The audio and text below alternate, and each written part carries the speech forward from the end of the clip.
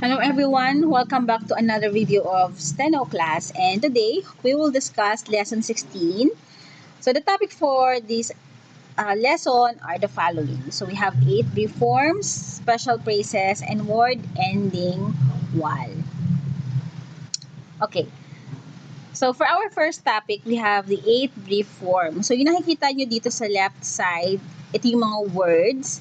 Well, dito naman sa right side natin, ito naman yung mga shorthand symbol o yung mga brief form, no, ng mga words na nasa left side natin. Okay. So yung gagawin natin, isusulat natin dun sa ating whiteboard, no, dun sa kung saan natin sinusulat yung ating mga examples, yung shorthand natin, no, para makita natin kung ano ba yung mga symbol na ginamit for each of these words. Okay, so punta muna tayo dun sa ating whiteboard. Okay, so let's write our first word. Ang first word natin is the word company. Okay, so titignan natin dito, susulat natin ano ba yung shorthand symbol na gagamitin natin para maging brief form yung word na company. Okay? So yung shorthand symbol for the word company ay okay. Sulat lang din natin para makita natin isa-isa.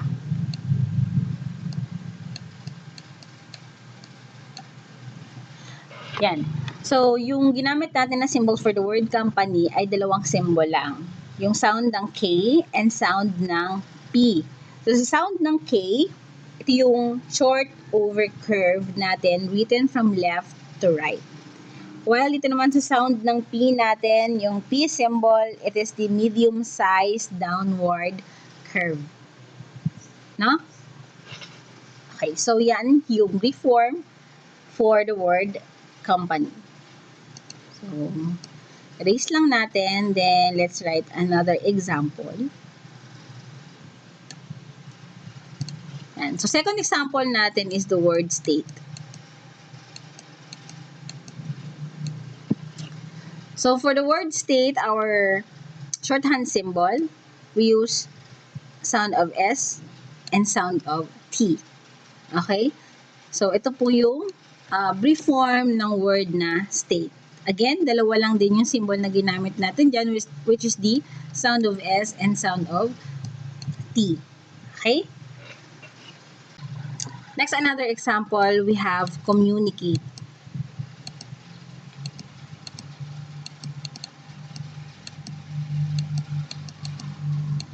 So, do you still remember yung ating lesson about word beginning con and com? So, dito sa con and com, ang gagamitin nating symbol dyan is yung K symbol. Okay, sulat natin yung shorthand symbol for the word communicate. Okay, so in this symbol, may kita natin na ginamit natin yung symbol ng K o yung K symbol for the word beginning com. Another K symbol para dito sa Kate. A symbol which represent big circle and yung ating T symbol which is the short slanting straight line. Okay, so ito yung brief form or shorthand symbol for the word communicate. Okay, so next topic for this lesson is the special phrases. So the following phrases contain shorthand symbols representing one or two sounds from each word. So as you can see, sa left side natin, we can see the following phrases, no? Ito yung mga words.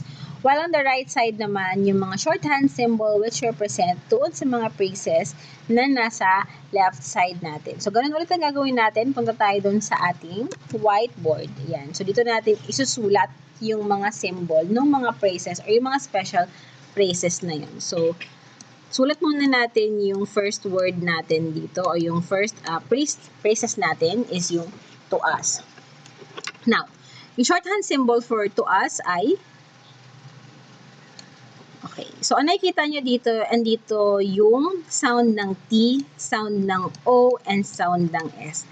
Okay, so ito yung sound ng T, sound ng O, and sound ng S. Ang ginamit natin na symbol for the phrases to us.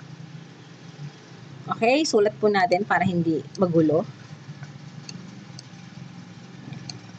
So kasi minsan iniisa-isa lang natin para nakikita natin asan ba yung mga symbol, no? Okay. So yung T symbol natin is the short slanting straight line. Andito yung O. And then dito naman yung S sound natin, or yung S symbol natin. Okay. Another example.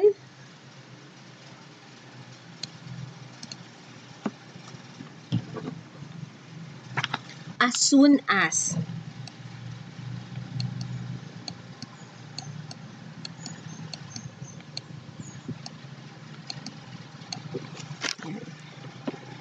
So yung symbol for, yung shorthand symbol for as soon as soon as. Okay? So dito sa symbol natin, nandito yung big circle, sound of S, sound of N, and sound of S. Okay, so big circle which represent A symbol, yung S natin, and yung sound ng N, and another S symbol.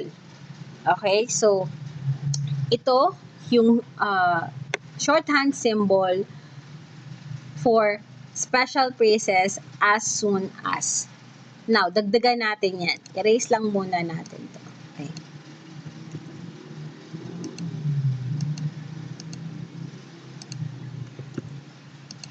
So, gawin nating as soon as possible. So, tignan natin kung ano yung symbol na madadagdag.